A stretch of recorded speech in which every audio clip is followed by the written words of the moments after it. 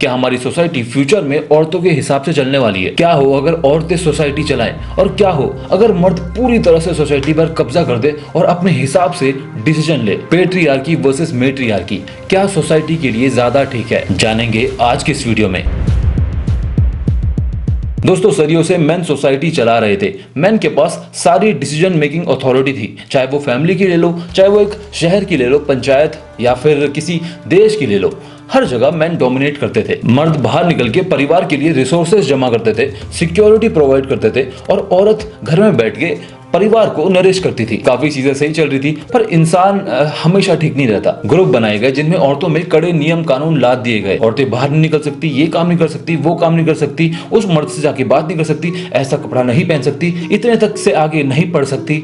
बहुत सारे नियम औरतों पर लाद दिए गए, जिनकी वजह से उनकी सोसाइटी, जो औरतों की पूरा का पूरी कम्युनिटी थी, वो धीरे धीरे और ज्यादा कमजोर होने लग गई। अगर 100 लोग हैं तो उनमें से 50% लड़कियां हैं। अगर आप 50% आबादी को घर में बिठा दोगे, उनसे कुछ काम नहीं करवाओगे, अपना ईगो सेटिस्फाई करने के लिए कि तू ये मत पहन, तू ये मत खा, तू ऐसे मत रह, तू वहां मत जा, अपने आप को बचाने के लिए कि कहीं वो मुझको छोड़ के ना चली जाए, उसको घर में बिठा के रखोगे, तो सोसाइटी ऐसे ग्रो कभी नहीं कर पाएगी। हमारे पुराणों में भी, हमारे सनातन में भी आप लड़कियों का एक बहुत बड़ा रोल देखते हैं। आप लड़कियों के ड्रेसेस देखते हैं कि बहुत ही ओपन ड्रेसेस होती थी उनकी, इतना ज्यादा उनको जज नहीं किया जाता था, क्योंकि मर्दों की सोच भी अच्छी रहती थी और औरतें भी जो कपड़ा पहनती थी उनकी सोच, उनकी नीयत भी कंट्रोल में रहती थी।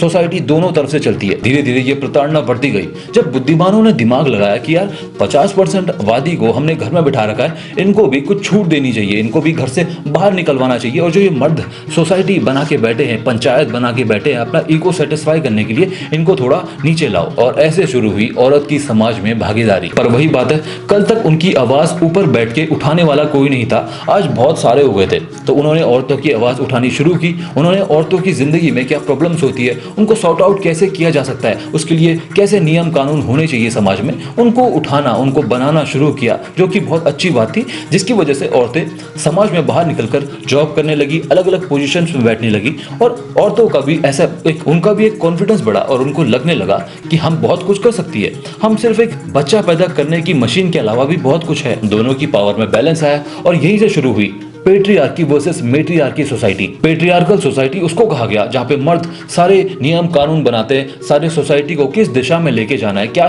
नियम कानून बनाने, बड़े बड़े पदों में मर्द बैठे रहते हैं और मर्द समाज को आगे बढ़ाते हैं। पेट्रियार्की सोसाइटी उसको कहा गया। वही मेट्रियार्की सोसाइटी सेम इसी की तरह थी, बस जेंडर को चेंज कर दिया जाए, सारे मर्दों के बजाय लड़कियों को बिठा दिया जाए, औरतों को बिठा दिया जाए, जिससे वो डिसीजन मेकिंग ज्यादा अच्छे से कर पाए। औरतों ने ये कहना शुरू कर दिया कि हम जब सोसाइटी चलाते हैं तो हम ज़्यादा अच्छे से सोसाइटी चलाते हैं। हम जिस तरह से हम परिवार एक अच्छा सा चला पाते हैं, घर में बैठ के हम परिवार को अच्छे से मैनेज कर पाते हैं, उसी तरह से हम सोसाइटी को, हम सरकार को भी बहुत अच्छे से मैनेज कर सकते हैं और हमें उच्च पदों पर बिठाया जाए। अब ये तो पूरा पाला उल्टा पड़ गया। देखिए, मेरा पर्सनल पॉइंट ऑफ व्यू है, मेरी नज़र में औरतें माया है। वो मर्दों को इमोशनल मैनिपुलेट करना जानती है, अपनी शक्ल दिखा के, अपने इमोशनल बिहेवियर को दिखा के। वहीं मर्द सख्त होते हैं। वही जो मर्दों की पावर होती है, जिसके लिए उनको पैदा किया है, जो कि उनको करना है, वो होती है स्ट्रेंथ, डिसीजन मेकिंग कैपेबिलिटीज। दरअसल लड़कियों की बायोलॉजिकली पर्सनालिटी भी ऐसी बनी है कि उनको एक इंडिपेंडेंट स्ट्रॉन्ग मैन पसंद आता है, जिसकी डिसीजन मेकिंग कैपेबिलिटीज हाई हो।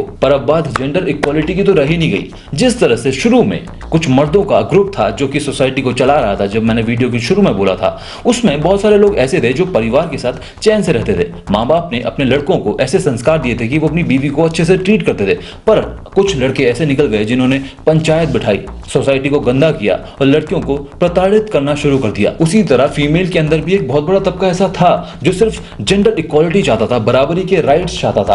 पर एक बहुत बड़ा तबका ऐसा भी आ गया जो कि स्यूडो फेमिनिस्ट था। इस ग्रुप के लोगों को डोमिनेंस पसंद आने लगी, इस ग्रुप के लोगों को पावर पसंद आने लगी। ये चाहते हैं कि एक मेट्रियार्की सोसाइटी क्रिएट करे जिसमें बड़े बड़े पदों पर लड़कियों को बिठाया जाए, लड़की शासन प्रशासन संभाले, पूरे देश को चलाने का काम, पूरी सोसाइटी को चलाने का काम लड़कियां संभाले, लड़कियां बड़े बड़े लेवल पर बैठे और सोसाइटी को कैसे चलाना है, क्या करना है, क्या नहीं करना है, कैसे कैसे लॉस बनाने हैं, ये लड़कियां डिसाइड करें। जिस काम को करने के लिए लड़के पैदा हुए हैं, जिस काम को करने के लिए लड़के बने हैं, उसके अलावा उनके पास करने को कुछ भी नहीं है। इसी काम के लिए वो बने हैं, वो मर्द इसी काम की वजह से है। अब ये चीज तो होने वाली थी नहीं, तो उसको करने के लिए सोसाइटी में एक जहर घोल दिया गया जिसमें कहा गया it's okay to be fat, it's okay to be loose, it's okay to cry, ऐसे स्टेटमेंट आपने सोशल मीडिया में और समाज में बहुत सुने होंगे। ऐसा नहीं है कि ये स्टेटमेंट गलत है, पर लड़के इतने वीक निकले कि वो स्टेटमेंट्स को पकड़ के बैठ गए। इट्स ओके टू क्राई, मैं रोता रहूंगा।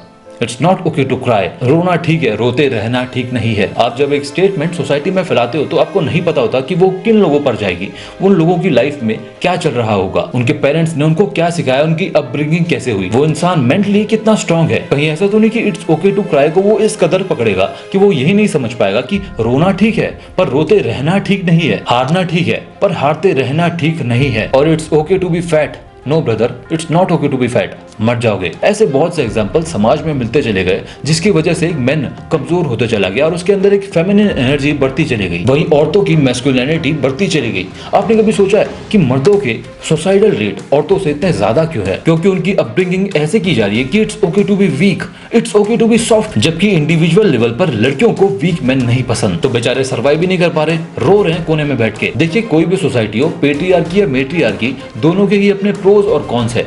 आइए उनके बारे में बात करते हैं।